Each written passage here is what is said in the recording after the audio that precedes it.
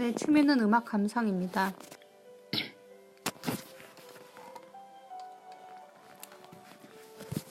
가끔 어떤 설문조사에서 취미는 무엇입니까? 라는 질문을 받고 난감해하는 일이 있다. 제대로 답하면 독서와 음악이지만 요즘에는 책도 읽지 않고 음악도 듣지 않는 사람이 없으니 정확하게 말하자면 이건 취미라고도 할 수 없을 것 같다. 귀찮아서 그럴 때는 되게 겸손하게 그렇지도 않나? 무취미라고 대답하기로 했다. 소설을 쓰게 된 뒤로는 독서가 일의 일환이 되어버렸으므로 이건 이미 현실적으로 취미라고 부를 수 없다. 그래서 가까스로 음악만이 취미 영역에 머물러 있는 상태다.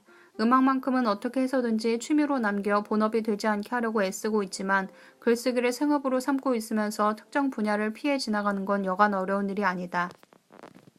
우리 집에서 나 말고는 음악을 좋아하는 사람이 한 사람도 없었기 때문에 중학교에 들어가 본격적으로 음악을 듣기 시작했을 때 나는 어느 누구의 지도나 조언도 받을 수 없었다. 요즘과는 달리 친절하게 설명해주는 책 같은 것도 전혀 없었다. 그러니까 아무튼 용돈을 모아 무턱대고 레코드를 사서 이해가 갈 때까지 그저 듣는 수밖에 없었다. 그 무렵에 산 레코드를 지금 뒤적거려 보면 꽤나 두서없이 사모았구나 하고 스스로도 질릴 정도지만 당시에는 그런 건 알지 못했으니까 싸게 파는 레코드를 여기저기서 사 모아선 음반면이 달아 빠질 때까지 듣고 또 들었었다. 젊은 시절에 들었던 연주라는 건 평생 귀에 달라붙는 것인데다 몇 장 되지 않는 레코드를 몇 번이고 되풀이해 들었으므로 그 무렵에 산 레코드는 지금의 나에게는 일종의 표준 연주가 되어버렸다. 예를 들어 베토벤의 피아노 협주곡 3번은 글렌 굴드가 연주한 것을 내내 들었으므로 3번 하면 굴드의 연주가 머릿속에 탁 떠오르고 4번 하면 바카우스의 연주가 떠오른다. 훨씬 나중에야 바카우스가 연주하는 3번과 굴드가 연주하는 4번을 들었는데 그걸 듣고 있자니 연주는 물론 나쁘지 않았지만 아무래도 안정감이 없었다. 3번은 공격적으로 4번은 정통적으로 라는 연주 기준이 머릿속에 콱 박혀 있었기 때문이다. 모차르트의 현악 4중주곡 15번과 17번만 해도 그렇다. 이 경우에 15번은 줄리어드 현악 4중주단이고 17번은 빈 콘체르토하우스 현악 4중주단이라는 경이적인 결합이다. 들으면 아시겠지만 이 두 연주단체는 모든 면에서 극과 극을 이룬다. 줄리어드는 엄격하며 딱딱한 느낌이고 빈 콘체르토하우스는 부드럽고 따뜻하다. 그런 면으로 나는 15번은 엄격하고 딱딱한 곡이고 17번은 부드럽고 따뜻한 곡이다. 모차르트란 사람은 역시 굉장한 다면성을 지닌 인물이었구나 하고 오랫동안 믿었었다. 22살이 지나 다른 레코드로 15번을 듣고는 천지가 뒤집어지는 듯한 느낌을 받은 기억이 있는데 지금도 15번을 듣고 싶을 때는 나도 모르게 줄리어드의 레코드, 물론 새로 산 것 쪽으로 손이 가게 된다. 이상한 일이다. 이런 예를 일일이 들자면 한이 없다. 오로지 박앤세일용 레코드를 닥치는 대로 사모아온 결과지만 이제 와서 생각해보면 이런 개통 없는 불균형성이 음악을 듣는 재미를 오히려 두드러지게 만들었던 것 같다. 묘하게 한쪽으로만 취향이 치우치지 않았던 것은 옆에서 조언을 해줄 사람이 없었기 때문이기도 하다. 나는 대개 이런 식으로 우회하면서 내가 하고 싶은 대로 억척스레 밀고 나가는 성격이라 무엇인가에 다다르기까지 시간이 꽤나 걸리고 실패도 수없이 한다. 그렇지만 한번 그것을 몸에 익히고 나면 어지간해선 흔들리지 않는다. 이걸 딱히 자랑스레 떠드는 건 아니다. 이런 성격은 때때로 다른 사람에게 상처를 입히고 자신이 그런 스타일을 고치려고 애써도 좀처럼 고쳐지지 않는다. 다른 사람이 무언가를 권해도 대충 한 귀로 듣고 한 귀로 흘려버리고 다른 사람에게 무언가를 진지하게 권하려고도 하지 않는다. 하지만 이렇게 살아왔으니 이제 와서 새삼 어쩔 도리가 없다. 그건 그렇다 치고 일반적으로 음악에 대한 인간의 감수성은 20살을 고비로 해서 점점 약해지는 것 같다. 물론 이해력이나 해석 능력은 훈련하기에 따라 높아질 수 있지만 10대 시절에 느꼈던 뼛속까지 스미는 듯한 감동은 두 번 다시 되돌아오지 않는다. 유행가도 시끄럽게 들리게 되고 옛날 노래가 좋았는데 하고 생각하게 된다. 내 주변에 왕년에는 록광이었던 청년들이 차츰 요즘의 록같이 시시한 건 들을 맛이 안 나요 라고 하는 말을 듣게 된다. 그 기분은 이해하지만 이러쿵저러쿵 그런 말만 늘어놓아봤자 어쩔 수 없으므로 나는 꽤 솔직하게 그리고 부지런히 전미 히트 차트 같은 것에도 귀를 기울여서 귀가 노화되는 걸 방지하려 애쓰고 있다. 컬처클럽이라든가 듀란두란은 별로 좋아하지 않지만 요즘의 웸의 저 은근함은 비교적 마음에 든다. 자동차 유감. 나는 운전이란 걸 하지도 않고 또 자동차라는 물건 자체에도 별 흥미가 없다. 내 주위를 둘러봐도 어쩐 일인지 운전을 하는 사람의 수가 굉장히 적다. 대충 아는 사람 중에 30% 정도만 운전면허증을 가지고 있는 것 같다. 현재 일본 총 인구의 60% 가까이가 운전면허증을 가지고 있다는 걸 감안하면 이건 한심할 정도로 적은 숫자다. 어째서 이렇게 내 주변 사람들이 운전하지 않는가 하면 이유는 참으로 간단하다. 필요하지 않기 때문이다. 운전을 하면 불필요한 신경을 써야 하고 쓸데없는 돈이 들며 술도 마실 수 없고 세차니 차량 검사니 하는 자질구레한 일들이 많아서 지하철이나 택시를 이용하는 편이 낫다. 그야 홋카이도 들판 한가운데 사는 사람이라면 차 없이는 생활할 수 없을 테지만 도쿄 근교에서 살아가는 데는 차가 특별히 필요한 것은 아니지 않을까 하고 나는 생각한다. 나 자신을 예로 들자면 차를 갖고 있지 않아서 불편하게 느낀 적은 1년에 한두 번 정도뿐으로 그 한두 번을 어떻게든 넘기고 나면 물론 넘긴다. 나머지는 전철과 택시를 타는 것과 걷는 것으로 충분하다. 그야 뭐 사람에 따라 사정이 다르다고는 생각하지만 그렇게 모두들 앞다투어 차를 갖고 싶어 할 이유도 없지 않은가. 불과 30년 전만 해도 대부분의 사람들이 차 없이도 충분히 평화롭게 살았으니까 말이다. 이런 얘기를 자동차를 가진 사람에게 하면 대개 맞아요. 그게 제일이에요. 차를 탈 필요가 없으면 차를 안 타는 게 좋죠. 라는 대답이 돌아온다. 그러나 그렇게 말하면서도 지하철로 한두 구간밖에 되지 않은 거리를 굳이 차를 몰고 간다. 운전을 안 하니까 이런 소리를 하는 거라고 한다면야 할 말이 없지만 운전하는 사람들의 기분을 난 잘 모르겠다. 부지런히 주차 공간을 찾아 돌아다녀야 하고 시간도 얼마 차이 나지 않은데 그새를 못 참아 차선을 바꿔 달리는 일 같은 건 나로선 도저히 불가능할 것 같다. 차가 없으니 자동차 대금이라도 주차요금, 세금이라든가 기름값, 수리비 같은 게 들리 없기 때문에 그 대신으로 택시나 국철의 그린차, 역주, 특등차를 종종 탄다. 이게 또 이상한 일인데 차를 운전하는 사람들 대부분은 택시나 그린차의 요금이 턱없이 비싸다고 생각하는 듯하다. 그래서 내가 종종 택시나 그린차를 탄다고 하면 너 그거 사치다 라고 말한다. 그렇지만 생각해보면 도쿄와 후지사와 간의 그린차 요금이라고 해봐야 2시간 반 정도 주차시키는 요금과 엇비슷하다. 1시간 동안 느긋이 앉아 책을 읽을 수 있다면 생각하기에 따라서는 오히려 싼 게 아닐까 하는 생각이 문득 들기도 한다. 딱히 국철을 두둔하려는 건 아니지만 그러나 뭐 이렇게 말하는 나도 조금만 더 젊었으면 역시 고급 승용차를 굴리며 드라이브 하자고 여자를 꼬시며 돌아다녔을지도 모르니 큰소리칠 순 없다. 이런 일은 운과도 같은 것이라 조금만 달리 살았더라면 완전히 정반대의 주장을 하게 될 수 있는 것이다. 세상에 널린 주장의 대부분은 결과적으론 좋은 게 좋다는 정신 위에서 성립되기 때문이다. 그러니까 나는 여기에서 자동차 무용지물론을 전개하려는 게 아니라 차가 없어도 별로 부자연스럽지 않은 경우가 적지 않게 존재하는 건 아닐까 하는 의견을 타당성 있게 설명하려 했던 것뿐이다. 그러니 화를 내며 반론을 제기하지 말았으면 한다. 내가 지금 살고 있는 후지사와 거리도 여름이 가까워짐에 따라 차량이 점점 늘고 있다. 주말이 되면 후지사와교에서 에노시마까지 길을 한 길은 차량 행렬로 넘치고 좁은 길에도 꾸역꾸역 차가 밀려든다. 밤중에는 오토바이가 내는 소음이 시끄럽다. 내가 이곳으로 이사온 뒤에도 조깅을 하시던 할머니 한 분이 차에 치여 돌아가셨고 오토바이 소음으로 잠을 잘 수 없다고 항의 자살을 한 사람도 있다. 정말 안 된 일이다. 내가 자동차에 대해 너무 신경질적인 탓인지도 모르지만 차량이 늘어남에 따라 일본 내 어디를 가더라도 기분이 차분하게 가라앉는 일이 극히 드물게 되었다. 때때로 생각이 나서 에노덴을 타고 가마쿠라로 점심을 먹으러 가는데 이젠 거리마다 온통 자동차라서 머리가 아파져 빨리 돌아와 버리고 만다. 교토 같은 곳은 옛날에는 그렇게 거칠고 시끄러운 곳이 아니었다. 세상에 자동차가 한 대도 달리지 않은 곳이 한 군데쯤은 있어도 좋지 않을까 하고 나는 생각한다. 와이어터비 더치 시티에서 사람들로부터 권총을 압수했듯이 담당자가 입구에서 차를 맡아두는 것이다. 어딘가 그런 곳이 있다면 나는 꼭 거기에서 살아보고 싶다. 간혹 보행자 천국이란 곳이 있긴 하지만 그 정도를 천국이라고 부르다니 말도 안 된다.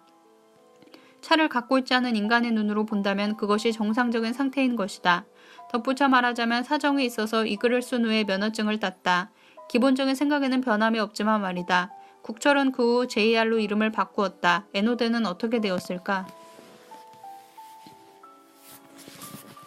고양이의 죽음을 애통해하며 며칠 전 우리 집 고양이가 죽고 말았다. 이 고양이는 무라카미 류씨에게 얻어온 아비시니언 종으로 이름은 기린이었다. 류씨 집에서 왔기 때문에 기린이란 이름을 붙인 것이다. 맥주, 역주, 일본의 유명 맥주 상표에 기린이 있음. 와는 아무런 관계가 없다. 나이는 4살로 사람으로 따지자면 아직 20대 후반이나 30 정도니까 요절인 셈이다. 이 고양이는 방광에 결석이 쌓이기 쉬운 체질이고 전에도 수술을 받은 적이 있기 때문에 항상 다이어트 캣 푸드라는 게 이 넓은 세상에는 존재하는 것이다 를 줬는데 결국 방광이 악화되어 목숨을 잃고 말았다. 애완동물 전문업자에게 화장을 의뢰해서 그 뼈를 작은 항아리에 담아 가미다나, 역주, 집안의 부적을 모시는 선반에 올려놓았다. 내가 지금 살고 있는 집은 일본식 집이므로 가미다나가 딸려있고 이럴 때는 매우 편리하다. 새로 지은 방 2개짜리 맨션 같으면 고양이 뼈를 둘 장소를 찾아내는 게 큰일일 것이다. 그렇다고 냉장고 위에다 아무렇게나 올려놓을 수도 없는 것이고 우리 집에는 이 기린 외에도 또 한 마리 11살짜리 암컷 샴 고양이가 있는데 이름은 뮤즈다. 이 이름은 순정 만화 유리의 성의 등장인물의 이름에서 따온 것이다. 그전에는 내일을 향해 사라의 콤비의 이름을 딴 부치와 썬댄스라는 2마리의 숫고양이가 있었다. 고양이를 기르다 보면 일일이 이름을 붙이는 것도 귀찮은 일이라 대개는 지극히 쉽게 이름을 짓고 만다. 한때는 줄무늬라는 이름의 줄무늬 고양이를 길렀었고 얼룩이라는 이름의 3세 고양이가 있었던 적도 있다. 스코티시 폴드라는 종류의 고양이를 길렀을 때는 스코티라는 이름을 붙였다. 이렇게 되면 당연히 파생적으로 추측할 수 있을 것이다. 검둥이란 이름의 검은 고양이를 길렀던 적도 있다. 근 15년 동안 우리 집을 오갔던 고양이들에 대한 기억을 더듬어 각각의 운명을 적어보면 다음과 같다. A. 죽은 고양이, 기린, 부치, 썬댄스, 줄무늬, 스코티. B. 다른 사람에게 준 고양이, 얼룩이, 피터. C. 자연스레 없어진 고양이, 검둥이, 통통이. D. 현재 남아있는 고양이, 뮤즈. 생각해보면 집안에 고양이가 한 마리도 없었던 기간은 15년 동안 고작 2달 정도밖에 되지 않는다.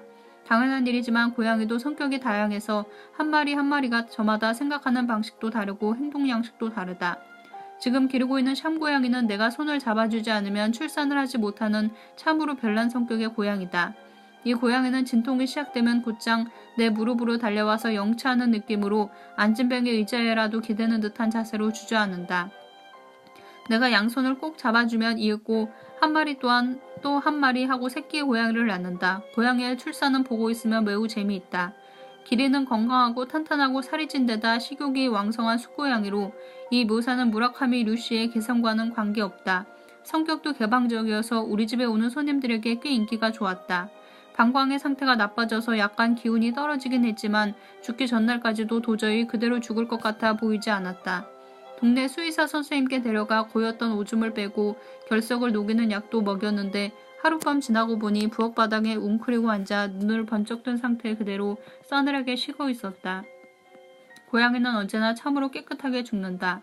죽은 얼굴이 하도 깨끗해서 양지 바른 곳에 놓아두면 해동되어 되살아나지는 않을까 하는 기분이 들 정도다. 오후에 애완동물 전문 매장업자가 라이트밴을 타고 고양이를 가지러 왔다. 영화 장례식에 나오는 반듯한 상복 차림을 한 사람이었다. 일단 애도의 말을 했는데 이건 인간들끼리 나누는 애도의 표시를 적당히 간략화한 것으로 상상하면 된다. 그러고 나서 요금 얘기를 꺼냈다. 화장에서 납골 코스는 항아리 값이 포함되므로 23,000엔이다. 라이트밴 호미의 짐칸에서는 플라스틱 의상 케이스 안에 들어있는 독일 셰퍼드의 모습도 보였다. 아마 기린은 저 셰퍼드와 함께 태워지겠지. 기린이 라이트밴에 실려가고 나자 온 집안이 썰렁하게 느껴져서 나도 집사람도 남은 고양이도 안절부절 못하고 말았다. 가족이라는 건 설사 그것이 고양이라 해도 저마다 균형을 잡으며 살아가는 것으로 그 한 귀퉁이가 무너지면 한동안은 기묘하게 균형이 뒤틀려 버리는 것이다. 집에 있어도 일이 손에 잡히지 않을 것 같아서 요코하마에라도 갈까 하고 부슬부슬 내리는 빗속을 뚫고 역까지 걸어갔지만 그것도 왠지 귀찮아져서 도중에 집으로 돌아와 버렸다. 지금은 뮤즈와 고로케라는 고양이를 기르고 있다. 마이클이나 고테스라는 이름의 고양이는 전국적으로 산더미같이 많을 것이다.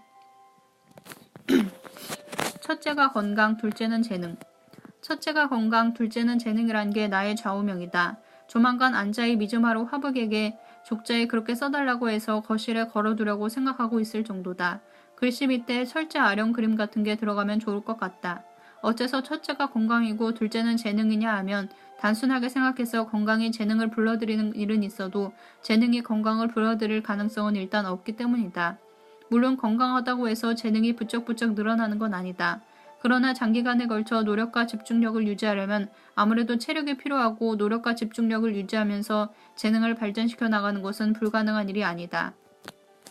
그래서 첫째가 건강, 둘째는 재능인 것이다. 하기야 이런 사고방식은 천재에게는 해당되지 않는다. 천재란 아무리 허약하더라도 그리고 특별히 노력을 기울이지 않아도 훌륭한 작품을 창출해내는 존재다. 의식적인 자기 훈련이란 천재에게는 인연 없는 작업임에 틀림없다. 그러나 현실적으로 나는 천재가 아니고 나름대로 체계적인 노력을 기울여야 하는 사람이다. 따라서 건강이 소중하다.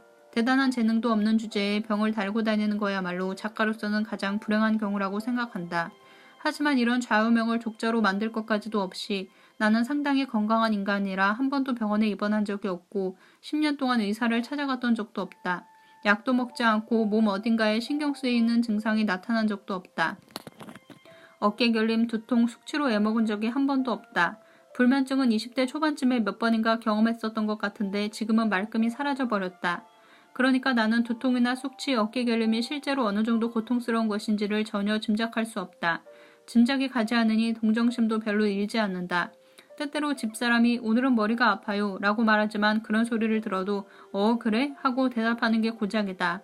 그런 건 반어이니 오늘은 아가미와 비늘에 스쳐서 아파요 라고 말하는 것과 마찬가지로 안 됐다고는 생각하지만 내가 경험한 적이 없는 육체적 아픔, 고통이란 건 정확하게는 상상할 수 없는 것이다. 그래서 종종 사람들에게 넌 동정심이 부족해 라고 비난받는데 그건 당치도 않다.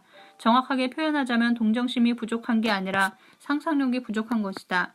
그 증거로 치통이나 뱃멀미로 고생하는 사람이나 의자에 정강이를 세게 부딪힌 사람에 대해서 나는 항상 진지하게 동정하고 있다. 숙취라는 것도 이해가 잘 안 가는 고통 중에 하나다. 나는 그렇게 많이 마시지는 않지만 매일 습관적으로 술을 마시는 사람이고 때로는 다른 사람들처럼 술에 만취되는 일도 있긴 하지만 이상하게도 숙취라는 건 단 한 번도 경험한 적이 없다. 아무리 형편없이 취했어도 아침 햇살이 비치면 말짱하게 깨어나는 것이다. 잘 이해가 안 가서 친구에게 가끔 숙취란 게 어떤 건데 하고 물어보지만 누구 한 사람 정확하게 묘사하고 설명해주는 사람이 없다. 아무튼 머리가 무겁고 띵하고 좌우지간 아무것도 할 의욕이 생기지 않는 거야 라는 정도의 대답밖에 돌아오지 않는다. 그런 소리를 해도 머리가 무겁다라는 게 어떤 상태인지 도무지 알 수 없으니 포기하고 만다. 그 이상 자세한 설명을 요구해봤자 그거 참 귀찮구먼. 숙취를 겪어보지 못한 사람이 숙취가 얼마나 고통스러운지 알 턱이나 있겠어? 라는 푸념만을 듣기 일쑤다. 사람들은 모두들 숙취 얘기만 나오면 될 대로 되라는 식으로 말하기로 작정한 모양이다. 일전에 어느 곳에서 맥주를 몇 병인가 마신 뒤에 다른 곳으로 옮겨 와인을 집중적으로 마시고 상당히 만취하여 집으로 돌아와 그대로 쓰러져 잠을 잔 적이 있다. 이튿날 아침 7시경에 눈을 뜨자 엷은 안개가 낀 듯 머리가 멍했다. 그래서 문득 이것이 가벼운 숙취란 걸까 하고 생각했지만 밥을 먹고 나서 12km쯤 달리고 돌아오니 그런 흐리멍덩한 증상이 말끔히 사라져버렸다. 이 얘기를 친구에게 했더니 이 친구야 그런 건 숙취도 아니야. 숙취일 때는 식욕 같은 건 눈꽃만큼도 생기지 않을 뿐더러 애당초 달리겠다는 생각조차 할 수 없는 거라고 라고 했다. 그러니 숙취라는 건 나에게 있어서는 영원한 수수께끼다. 변비, 치질, 꽃가루 알레르기, 신경통, 생리통 물론 당연하지만 현기증, 식욕부진 같은 종류도 나는 잘 이해할 수 없다. 구역질, 설사, 체통, 피로감, 감기, 고소공포증은 이해할 수 있다. 그러나 이해하고 못하고를 떠나서 건강하지 못한 사람들끼리 아픈 데 대해서 이야기를 나누고 있는 것을 옆에서 듣고 있는 건 당사자들에게는 미안하지만 무척 재미있는 일이다. 적어도 건강한 사람들끼리 건강에 대해서 이야기하는 걸 듣고 있는 것보다는 훨씬 재미있다. 그건 분명히 이야기하고 있는 사람들이 지닌 공감대의 질이 높기 때문일 거라고 생각한다. 그 중에서도 특히 재미있는 것은 치질이나 변비 이야기로 본인은 굉장히 힘겨워하는 듯 싶지만 목숨과 직접 상관이 있는 병이 아닌 만큼 이야기가 자세하면 자세할수록 비통한 웃음이 터져나온다. 비통하긴 하지만 우습고 우습긴 하지만 비통하다는 느낌은 건강한 몸으로선 경험하기 어려운 감흥이다.